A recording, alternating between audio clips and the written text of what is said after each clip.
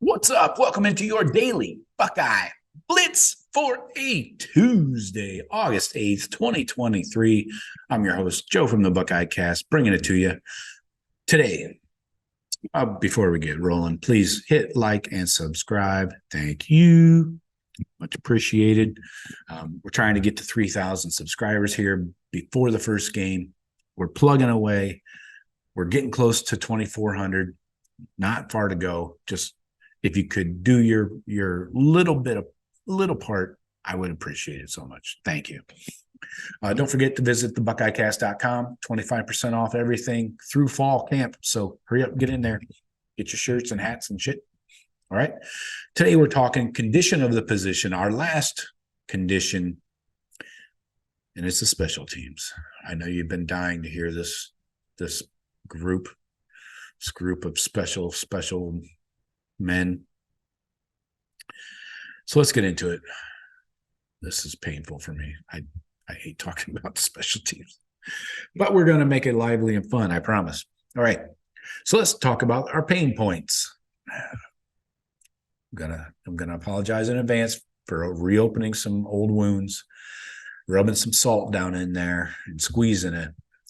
I'm really sorry, but let's talk about special teams last year. Wasn't so hot, was it? Fake punt that was not called against Michigan. Tried running a fake punt against Georgia. Georgia called a timeout, snuffed it out. Would have been too many men on the field anyways. Late in the Maryland game, Ohio State had a PAT blocked, point after a touchdown. That was returned for 2 points. Made it a tight ball game when it shouldn't have been. And for that, Parker Fleming received a 2-year contract extension. So you're welcome. Merry Christmas. I think we've got some jobs here that might be open, kind of, sort of. Let's get into it. We do return punter Jesse Mirko, the junior. He'll be a third-year starter, 6'3", 200 pounds. He's from Pro Kick Australia, mate. Let's put another shrimp on the barbie. He was nationally ranked number 1,990. Wow. I didn't know they ranked guys that far out. But anyway, number 2 Australian, number 2 player out of Australia. That's what it said on his 24/7 profile. No shit. 5th ranked punter. So we'll take it. Put a nice dent in our fucking recruiting ranking, that's for sure. Anyways, he averaged 45.4 yards per punt last year. That's really good. That's second best at Ohio State over the last 35 years. So doing something right. The Buckeyes finished number 23 in the country in net punting in FBS.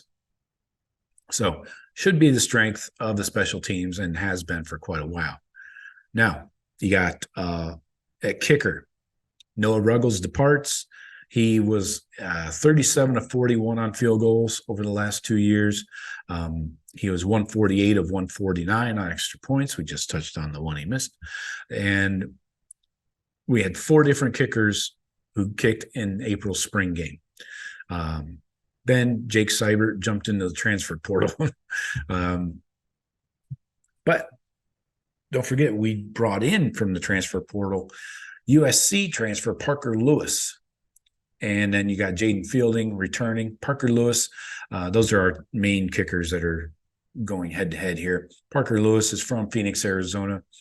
Obviously was with USC. He'll be a senior. I thought he had 2 years remaining. I don't know. Those USC transfers are always fucked up somehow. But anyway, he was a starter at USC in 2020 and 2021. He made 26 of 35 kicks in those 2 years.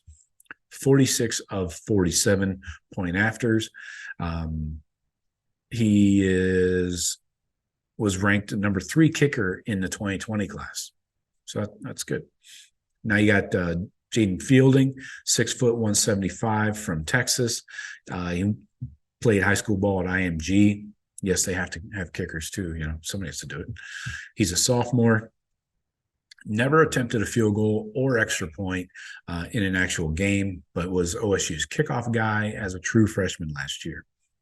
So Parker Fleming had this to say about the kicker battle. He said, quote, "I feel like we're in a good place. We had really 3 guys get a lot of reps in spring. Jake's no longer here, so we've really got 2 guys that both had great springs, Jaden and Parker. Jaden kicked off for us last year. Parker's got experience other places, and we know USC. We're excited about the fall, a lot of talent. Now it's time to figure out what happens down the line, right? It told us nothing. What will it take for Fielding or Lewis to win the job? Parker Fleming said it's a consistency thing. You really want to have a guy that you know what you're going to get. That's really what it comes down to. He's got to make kicks, got to be dependable. Makes sense?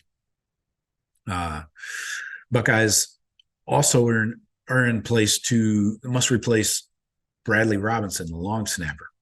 Robinson suffered a torn ACL against Iowa late last year, and then backup Mason Arnold transferred to Michigan State in the offseason.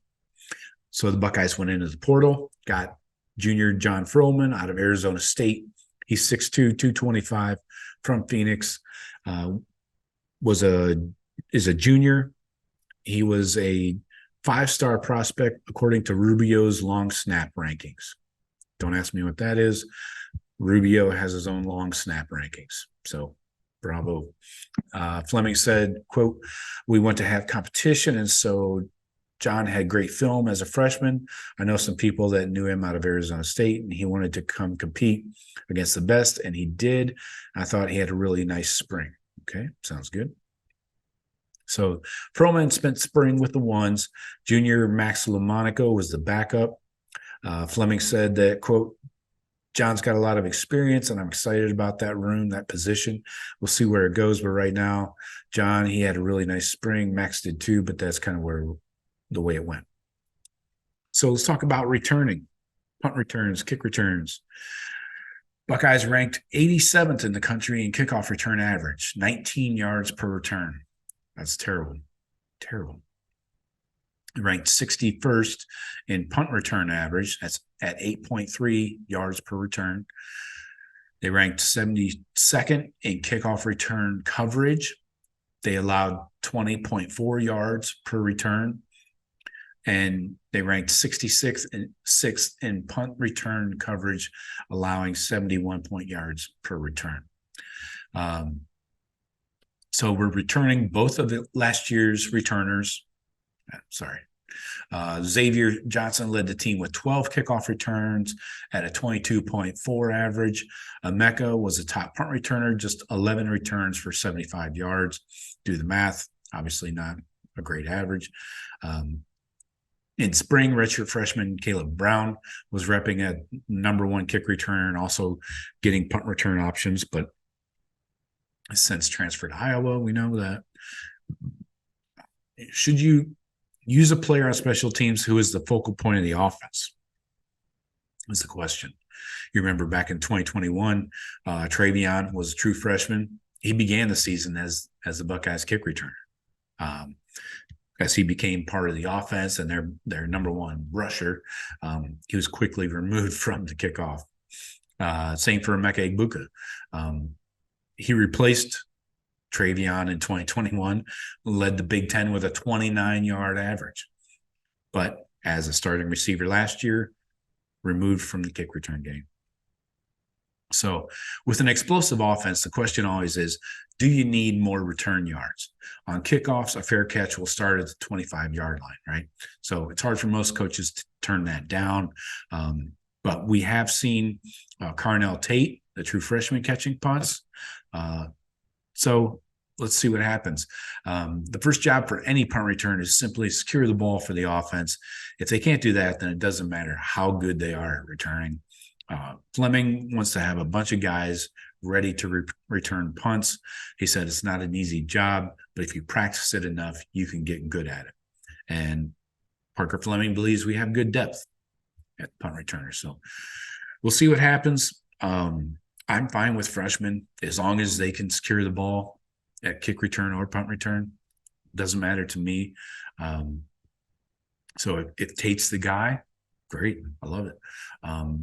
You do open yourself up a little bit to injury. I don't think we don't see that many violent hits on the returners anymore. It's rare, but you get those with the blocking up front and the wedge and stuff like that. So let me know what you guys think about the Buckeye special teams. It looks like Parker Fleming, field goals, Jaden Fielding, kickoff, Jesse Mirko, obviously punting, and the returners up in the air. So we got some open jobs there.